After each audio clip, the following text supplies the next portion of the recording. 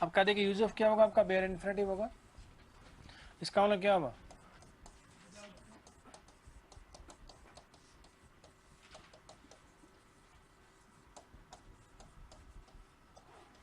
क्या बोलते हैं इसे, इन्फिनेटिव। हाँ, विदाउट टू। तो इन्फिनेटिव क्या विदाउट टू क्या कहलाएगा, आपका बेयर इन्फिनेटिव कहलाता है।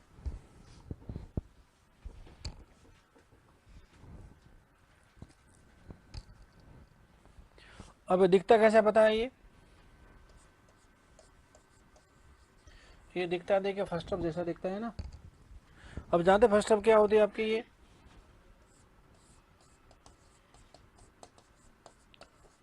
ये फाइनाइट वर्ब होती है आपकी, और ये क्या होती है, बेयर इन्फिनेटिव। तब क्या होता है ये, तब होती है नॉन फाइनाइट वर्ब होती है। तो बताओ फाइनाइट वर्ब कहाँ यूज होगी आपकी फर्स्ट ऑफ के रूप में, जब इसका अपना क्या होता है, टेंस। तो कहाँ मिलेगा ये, यहाँ तो मिलेगा in the beginning of the sentence. तो कहाँ मिलेगा आपका एज ए फाइनाइट वर्ब, कहाँ मिलेगा, in the beginning of the sentence.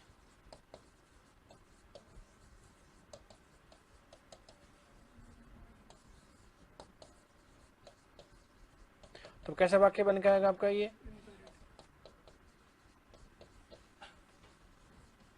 तो बनेगा आपका इंपेरेटिव सेंटेंस बनेगा ये। ठीक है, दूसरी कहाँ यूज होगी ये,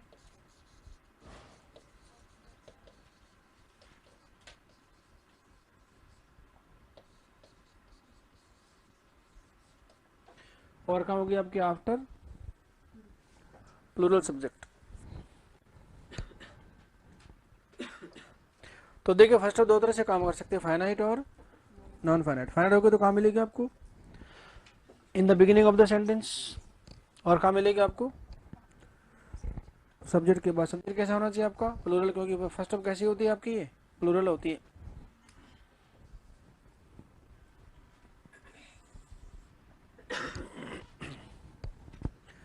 अभी क्या बनेगा आपका, बेयर इन्फिनेटिव तो कहाँ यूज होगा अभी आपका,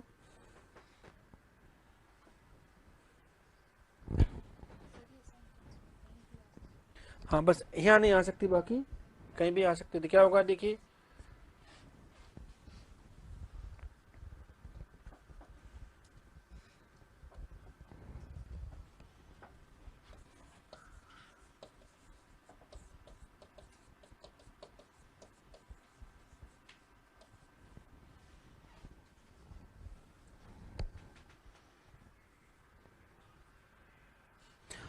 कहाँ मिलेगी आपको, नॉर्मली आफ्टर फाइनाइट वर्ब्स।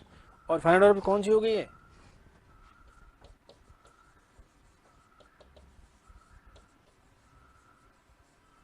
ये कौन सी होती है आपकी, कुछ हेल्पिंग वर्ब्स होती है जिनके बाद क्या आता है आपका, बेयर इन्फिनेटिव आता है। और यहाँ पर कहाँ मिलेगा आपको ये,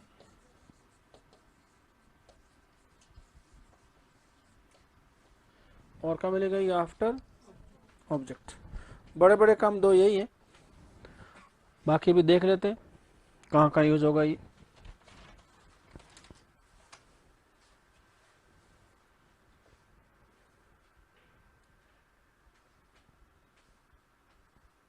तो देखिए वाक्य के शुरू में होती है, सब्जेक्ट के बाद होती है फाइनाइट वर्ब। अदरवाइज जहाँ भी आपको दिखती है क्या, फर्स्ट ऑफ द क्या होगी, बेयर इन्फिनेटिव होगी जिसका अपना टेंस नहीं होगा, और क्या होगी आपकी नॉन फाइनाइट वर्ब कहती है। और नाम क्या रखा हुआ इसका, बेयर इन्फिनेटिव।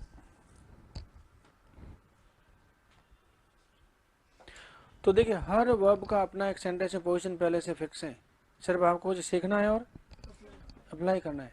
समझ में आ रहा होगा अभी तक कि जो वर्ब्स की फॉर्म में कहाँ कहाँ आती है, सब कुछ पहले से तय है, सिर्फ आपको यूज करना सीखना है इसे। तो अब इसी बात को आगे बढ़ाते हैं, किसको भी बेयर इन्फिनेटिव को अपन कहाँ कहाँ यूज कर सकते हैं। तो टू के साथ कंपेयर करते हुए ना, ये बात तो समझ में आएगी कि फर्स्ट ऑफ आपकी फाइनाइट भी होती है और नॉन फाइनाइट भी होती है। ठीक है, अब बात करते हैं किसकी, बेयर इन्फिनेटिव की बात करेंगे। तो देखिए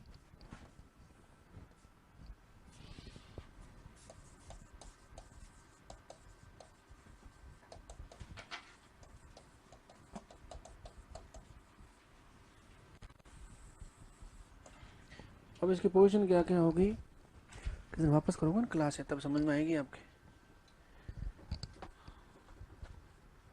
हल्के से तो ले रहे हो आप। जिस दिन कपड़ा खराब होगा ना उस दिन क्लास होगी नहीं आपकी फिर। हाँ क्या देखिए यूज ऑफ क्या होगा आपका बेयर इन्फिनिटिव कहाँ कहाँ होगा, तो कंपेयर करते हो। देखिए पहला पॉइंट तो बताओ टू इन्फिनिटिव कहाँ कहाँ आता है भाई। तो देखिए टू इन्फिनिटिव क्या बनता है आपका सब्जेक्ट बनता है कि नहीं भाई। इसका मतलब बेयर इन्फिनिटिव आपका सब्जेक्ट बन सकता ही नहीं, मतलब दोनों एक दूसरे के प्रतिद्वंदी हैं। जहाँ टू इन्फिनिटिव आएगा वहां पे बेयर इन्फिनिटिव, और जहाँ बेयर आएगा वहां पे टू नहीं आ सकता। ठीक बात है, तो सब्जेक्ट नहीं बना सकते आप। अच्छा उसके बाद क्या लिखा था सब्जेक्ट कॉम्प्लीमेंट बी वर्ब के बाद। इसका मतलब बी वर्ब के बाद फर्स्ट ऑफ बेयर इन्फिनिटिव किसी भी सूरत में नहीं आ सकता। जानते क्यों, अरे क्योंकि उसके बाद टू इन्फिनिटिव आता है। ठीक बात है, उसके बाद क्या हुआ आपका यूज, अरे ऑब्जेक्ट बना के नहीं भाई किसका, अरे ट्रांसिटिव वर्ब का ऑब्जेक्ट बना, कौन बनता है टू इन्फिनिटिव। इसका मतलब बेयर इन्फिनिटिव किसी वर्ब का ऑब्जेक्ट बन सकता ही नहीं। अच्छा उसके बाद क्या था ऑब्जेक्ट ऑफ ए प्रपोजिशन, कौन बनता है, टू इन्फिनिटिव भी होता है और बेयर इन्फिनिटिव भी होता है। अब यहाँ पर भी क्या प्रतिद्वंदी है, जहाँ टू आएगा ना वहाँ बेयर नहीं आ सकता, वहाँ बेयर आएगा वहाँ पे टू आएगा। तो क्या बनेगा पहला पॉइंट इसमें, एज एन ऑब्जेक्ट ऑफ अ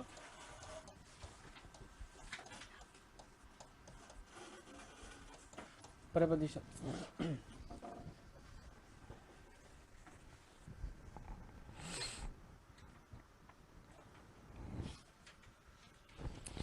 इसका यूज बाद में करेंगे, पहले लिस्ट आउट कर देते हैं कि कहाँ का यूज होगा आपका। तो प्रीपोजिशन का ऑब्जेक्ट बन सकता है कौन, बेयर इन्फिनिटिव। अच्छा उसके बाद क्या पॉइंट लिखा था आपने, ऑब्जेक्ट कॉम्प्लीमेंट बन सकता है। जहाँ टू आएगा वहां पे बेयर नहीं आ सकता, बेयर आएगा वहां पे टू नहीं आ सकता। क्या होगा एज एन,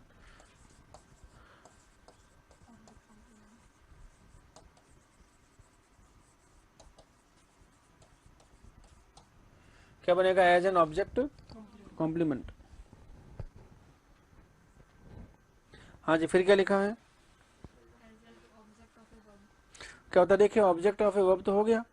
हाँ फिर क्या है एज एन एडजेक्टिव, कौन बनता है टू इन्फिनिटिव, ये नहीं बन सकता। उसके बाद क्या है एज एन एडवर्ब, कौन बनता है टू इन्फिनिटिव, ये नहीं बन सकता। और एडवर्ब भी नहीं बन सकता आपका। उसके बाद क्या है भाई आफ्टर डब्ल्यू एच वर्ड आता है एक के बाद, सबने सेट करा कौन कहाँ आएगा, एक इकलौता शब्द है वाई जो क्या लेगा अपने बाद बेर इन्फिनिटिव रहता है, और बाकी क्या लेते हैं टू इन्फिनिटिव। और कुछ होता है कहता है हमको तो चाहिए ही नहीं, तो कुछ डब्ल्यू एच वर्ड के बाद क्या आता है टू इन्फिनिटिव, एक के बाद क्या आता है बेर इन्फिनिटिव, और कुछ के साथ कुछ भी यूज होता ही नहीं। नहीं होने की साफ सुथरी क्या है वजह है, यदि सब्जेक्ट आ रहा है तो उसके बाद नॉन फंड वर्ड आ ही नहीं सकती, और विच और हुज अपने साथ ये लेते ही नहीं है। तो क्या होगा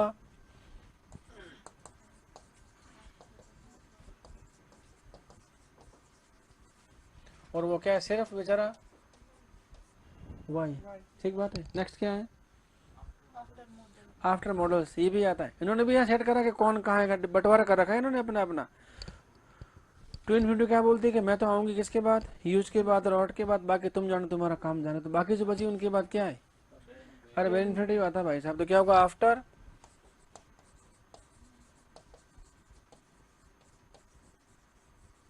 मॉडल्स, किसको छोड़कर ऑट और यूज को छोड़ को।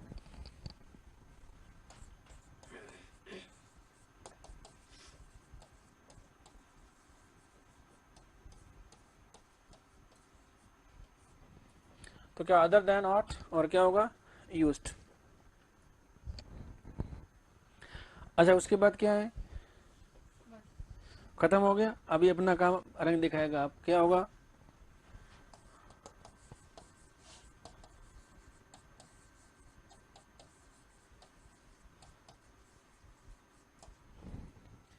क्योंकि देखे आफ्टर डू डज और डिड।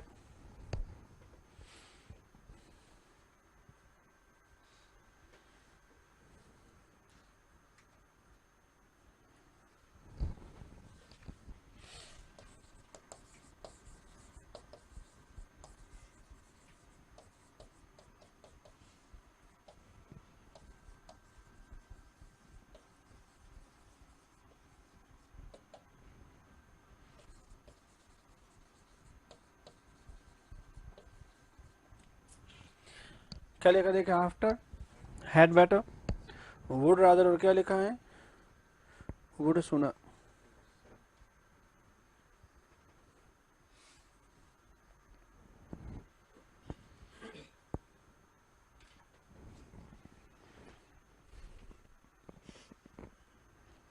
तो देखिए 6 पॉइंट है जहाँ क्या लगाना पड़ेगा आपको। वैसे तो नॉर्मली 5 पॉइंट ही होते हैं। यहाँ लिखा देखिए क्या लिखा, आफ्टर मॉडल्स। तो जानते हैं हेड बेटर क्या है, अरे आधा मॉडल है बेचारा, क्वाजा ही मॉडल। इसके बाद भी क्या चाहिए आपको, बेर इन्फिनिटी भी चाहिए, मतलब फर्स्ट ऑफ चाहिए।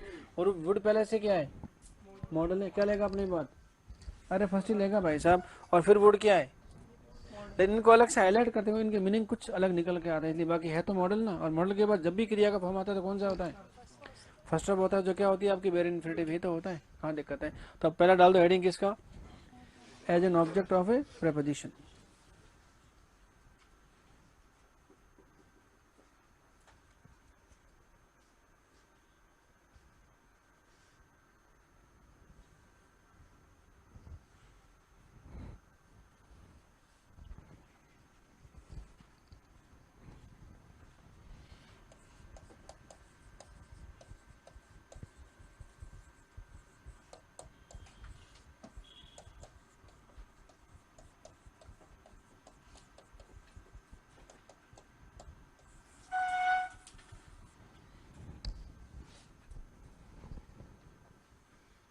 अब कहाँ का जरा देखना पड़ेगा।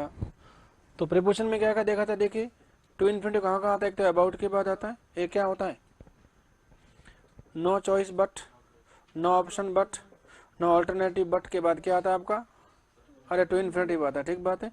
अच्छा ये जो बट और एक्सेप्ट इनके बाद वेर भी आता है, लेकिन आने का पर्पस थोड़ा सा क्या है, मीनिंग तो वही देगा, कौन सा वाला, सिवाय वाला, ठीक बात है। तो क्या होगा ये,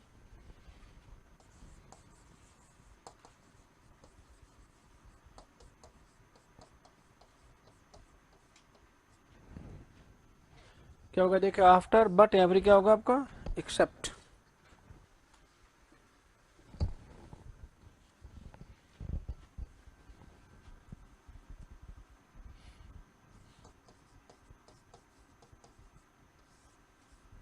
मीनिंग क्या देगा ये,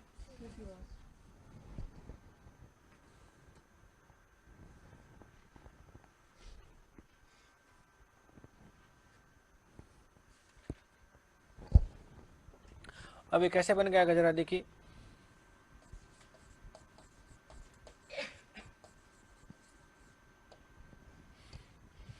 चलो देखिए, डू डज डिड और साथ में क्या होगा आपका,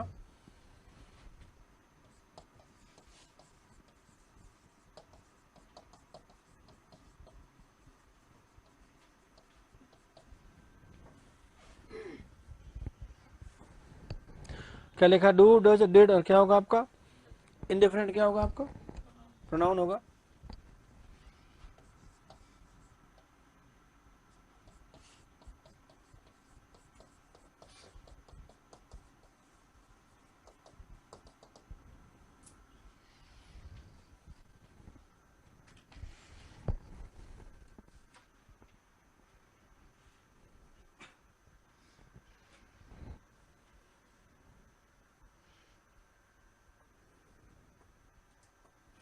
तो देखिए डू डज डिड क्रिया कहीं ना कहीं आपकी आती है, उसके साथ क्या होता है आपका, इंडिफरेंट प्रोनाउन होता है।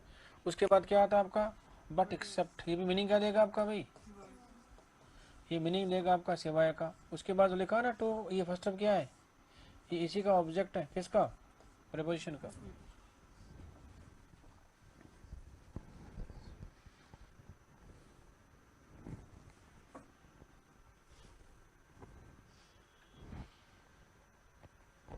तो इस तरह से आपका वाक्य बन के आता है, किसके साथ, do does did, indifferent pronoun जो जो आ सकते हैं वाक्य बन जाएंगे अभी, ठीक बात है। फिर क्या होगा, बट या फिर एक्सेप्ट, इन दोनों में से कोई भी लगा सकते हैं। उसके बाद क्या चाहिए आपको, वेरी इन्फिनिटी, मतलब फर्स्ट ऑफ चाहिए, ठीक है। अब लिखो हिंदी का वाक्य है, भारी भरकम लगेगा लेकिन इतना मुश्किल होगा नहीं। लिखिए सेंटेंस, लिखिए उसने हंसने के सिवाय कुछ नहीं किया, लिखिए उसने हंसने के सिवाय कुछ नहीं किया।